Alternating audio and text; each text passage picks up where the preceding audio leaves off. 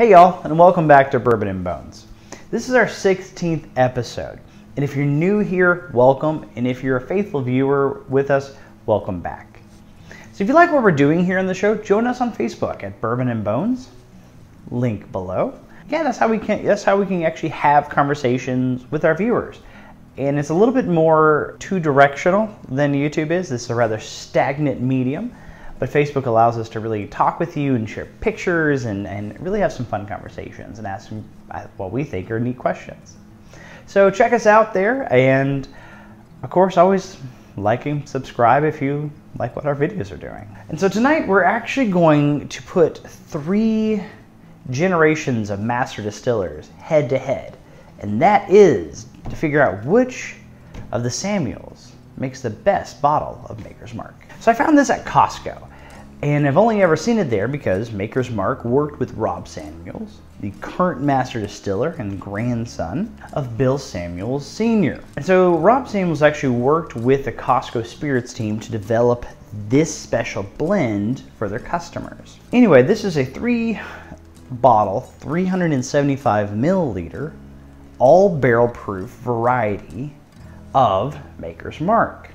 If you want to know more about the history of the distillery, go ahead and check out our link here, and it will take you back a couple episodes for us.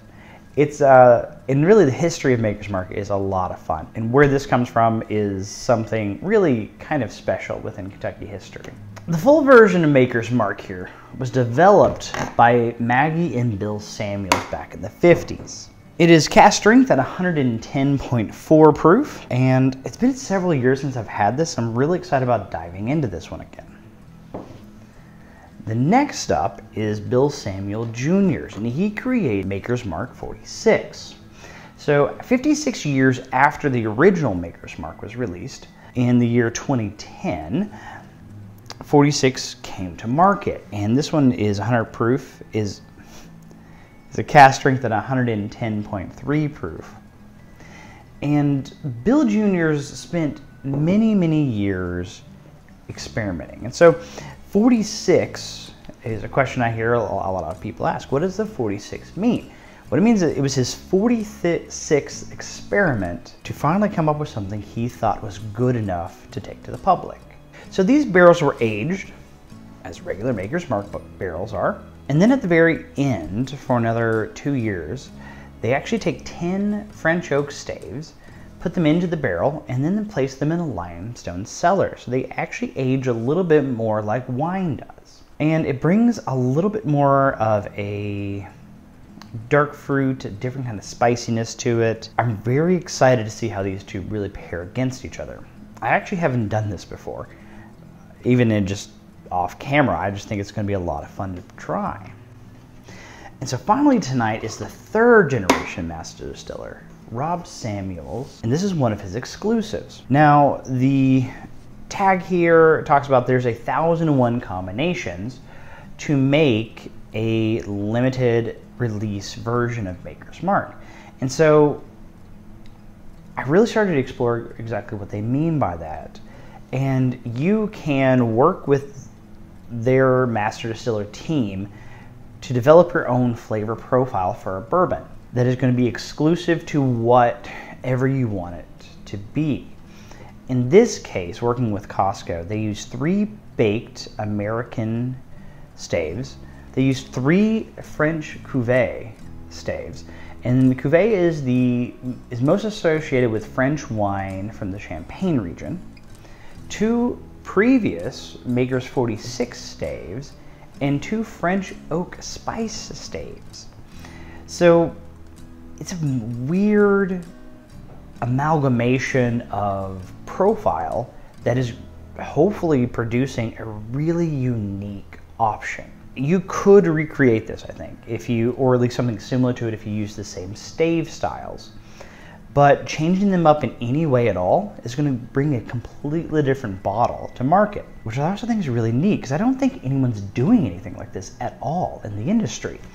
This is exclusive to Maker's Mark, and I think it's unique to Maker's Mark as well. So now, as before on blind tastings, the girlfriend has poured out 3 samples for us beforehand. We have no idea which ones they are. So we're going to start with A, B, and then C.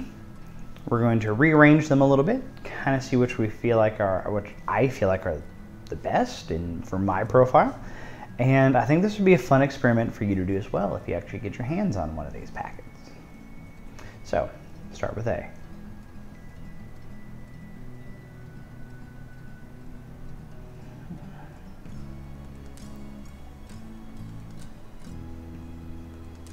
There's a dark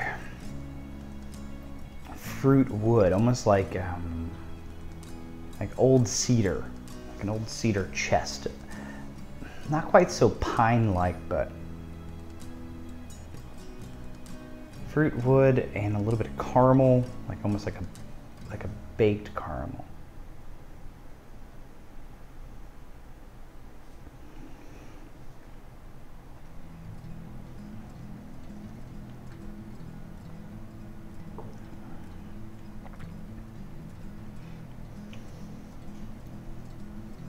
It's like chocolate and butterscotch.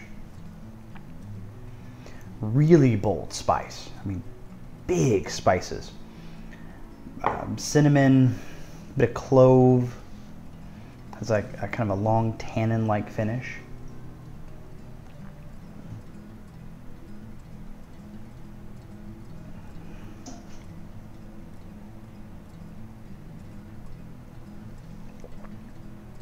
Some kind of raisiny kind of fruitness to it.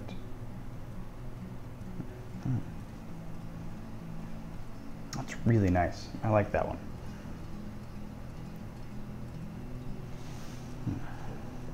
It really coats the palate.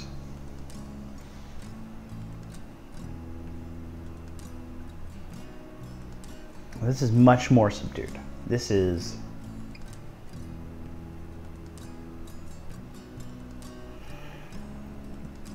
sweet corn and a little bit of ethanol.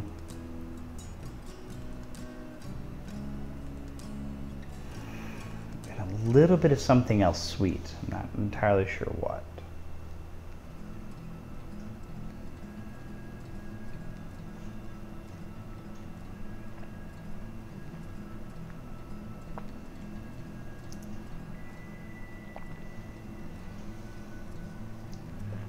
Smooth caramel, like just very nice melted caramel.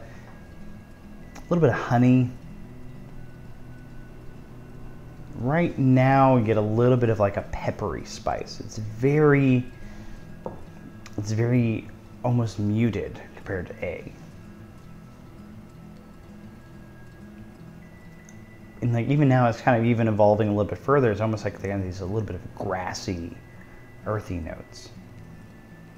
That's very pleasant, like very pleasant. Like I would never be sad if that were ever in a glass. I like that too, for very different reasons. And C.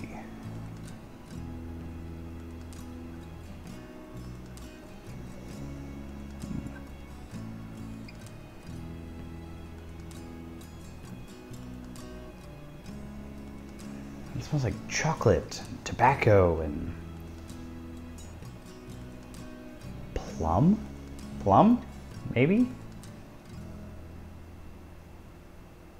and vanilla.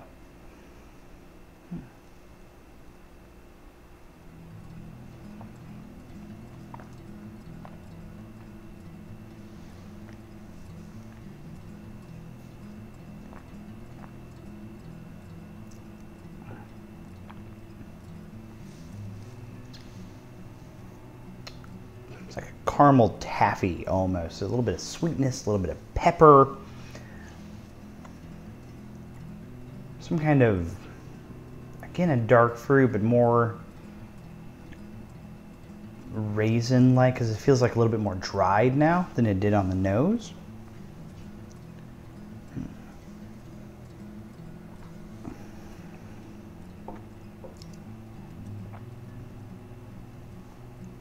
Some type of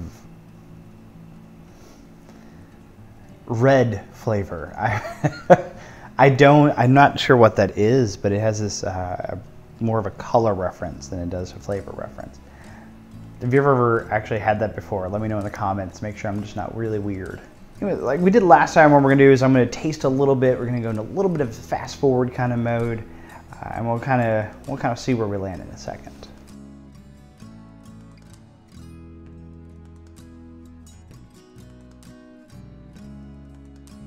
All right, so currently my ranking is going to be A, C, and B. So this is where we take a quick little break, and I'm going to add a little bit of water to these. I'm going to take a little bit of a break because my palate gets a little worn out, and after a while things just kind of taste caramel.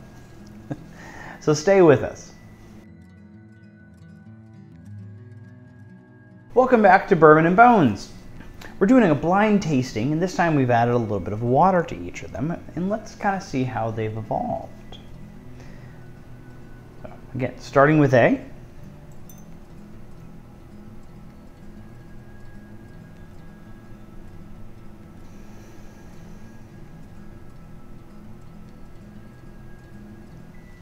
Right now it smells like old oak and some type of grassiness, almost like alfalfa, and like almost a really strong sweet vanilla-ness to it. It changed a lot.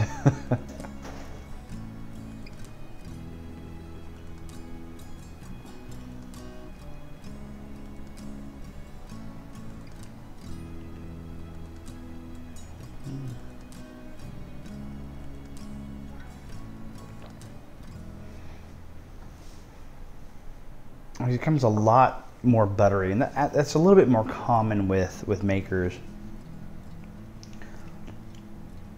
It gets a little tangy, almost like balsamic vinegar. It has this like a little bit of an herbal bill. It has a little bit of this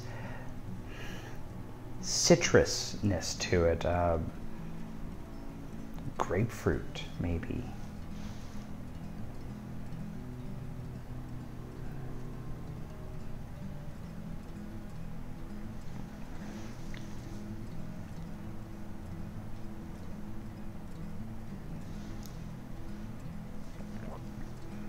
Honey, that's the sweetness. Like wild, fresh honey. It has that little kind of tanginess that comes from wild honey. And a little bit of smokiness. Like there's just this little hint of some good smoke.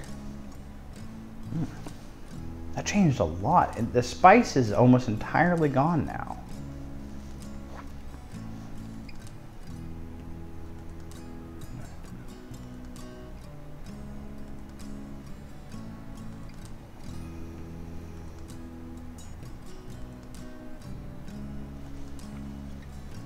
This is caramel drizzle on vanilla ice cream. Like that is exactly what this smells like. It smells like a dessert in a glass, and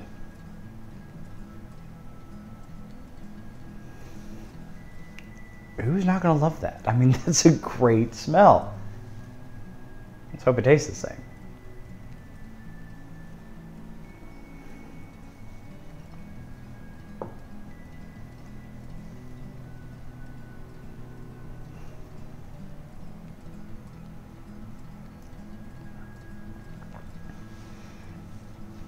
Vanilla, creaminess, caramel, little bit of fruit.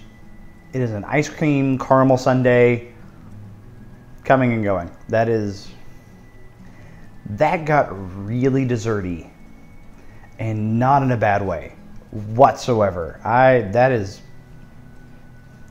lovely. Not sure which one this is, but that's lovely.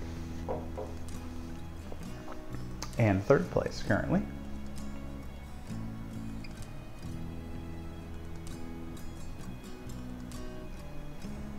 Again, very delicate on the nose.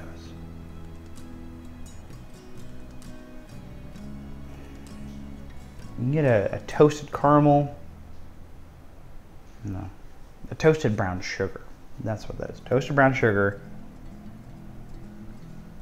A little bit of a leatheriness to it.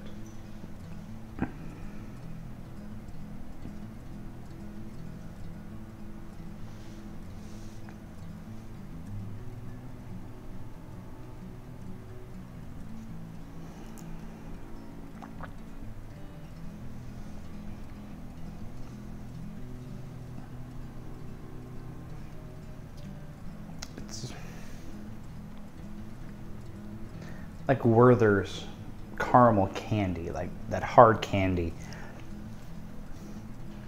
It's kind of thick, it covers the palate. It is vanillas and caramel. Still a little bit of black pepper is still there.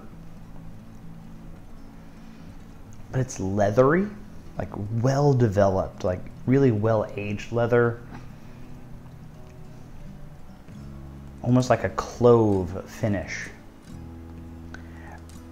This reminds me actually really of like a really well-baked bread. Like it has lots of complementary flavors that kind of just blend together into something just fantastic. Is it really unique? Not compared to these two. But it is really, really solid. Like it's a great, great bourbon. Typically, I would do another round of tasting, but I really don't think it's going to change much. I think A is complexity to the point I just love it. I just think this is a fantastically complex bourbon. I think C, wonderfully dessert quality, great finisher. And B is just a well-crafted bourbon. I mean, it is everything you want a good high-proof bourbon to be, without it being like 125, 30 proof, where it just kind of cooks you. Like these are well placed at 110, 111 proof. And I think this is actually my arrangement. So I guess then just the verdict and the reveal. So B, our third best, but it's on a sliding scale. All right, so third best bourbon tonight is Maker's Mark Cask Strength by Mr. William Samuels Sr. Second place goes to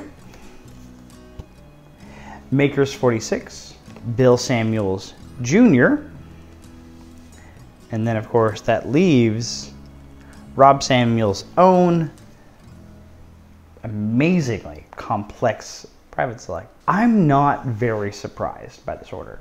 I did wonder, though, with the depth of stave play in the barrel, I was concerned that it possibly overplayed their hand. It might have been too much like too broad of a flavor profile and not enough depth to it. And I was squarely wrong in that. I will admit that. I was completely mistaken. This is a fantastically complex bottle. Am I going to open it every single night? No. There are times I'm just too tired for that. It is something I don't want to dive into. Maker's 46 Cask Strength. It is a beautifully sweet bourbon. Before with like good spices and everything else, but a little bit of water after dinner. That's gonna be a beautiful bottle. Wonderful place for it. And I would say this though, original Cask Strength Maker's Mark, I feel like it's almost more daily. Like I really like higher proofs, and 110 is a really pleasant place to be. I would put this in a decanter. Like it's that kind of just daily great. It's a classic bourbon. You're never going to get these depth of complexities like over here, but I really enjoyed it. It was a really nice bottle. If you've tried these before, tell me what you think in the description below. Do you agree with me? Do you think I'm crazy? Have you ever done a blind tasting before? Do you like watching me do a blind tasting? I really want to know your opinion, so just go ahead and let me know. And for our final transition tonight, we're going to step back in time. from 66 to 168 million years ago. Ceriocava survived 162 million years of geological time. It survived the KT extinction. It's outlived the dinosaurs. This curious little creature was actually a collection of curious little creatures. So each of these holes here actually was a single living organism. So as the parents reproduced, they sent larvae out into the ocean. They would be carried off by the waves, and they would land on a chunk of rock or a bit of coral or something solid enough to mount to. And they would attach themselves to that hard surface and then slowly begin to build a shell around themselves. And it's a tubular shell, and other larvae would come and smack up against them and start building their own little tube shells until it creates a colony of these little tube-like creatures. And they have these long, almost tentacle-like arms that would grab plankton and would filter feed and pull it into their little shell, and would continue to grow. Now, these were prolific throughout the fossil record during their time, and this is a really nice sized specimen of it. It's about the size of a softball, and they were very common throughout Europe, particularly France, Spain, Switzerland, a bit into Germany, but they are also relatively common in the United States and New Zealand. It's interesting sometimes because when it comes to fossils, there's a lot of questions about what they are. I contacted a paleontologist who helped me decipher what this is, and Dan Phelps, we've talked about him before in the Kentucky Paleontological Society. It takes more than just you to find something out. There's never any shame about asking someone else what they think about something. Even if you think they're wrong, it's still an opinion you need to explore. And that's a scientific method. And you'll learn more if you just ask about it. And that's one thing I do love about paleontology. And while, yes, this is not a very exciting creature, it's not a hadrosaur, it's not a dinosaur, but these kept the oceans more clean. They build entire ecosystems around them for other animal life to survive in. And even these seemingly useless little fossils played a major role in their own ecosystem. And so they're still fun and interesting to really explore. And so thank you for exploring this one with me. So tonight I'm going to take a quick little break, and we have several friends in California with the forest, with the fires out there. And to our good friend Philip, who is a very dedicated fan of ours, we hope that your father and your stepmother are doing well, and that everything goes well for them. They're in California or the Sonoma coast area, and they had to flee for a while, but everything seems like it's going well. So best wishes to you all, and yeah, if you have the means and you can donate, we're going to put a link below to where you can donate to help Californians in this crisis. So with that, share a bourbon with someone. Good night.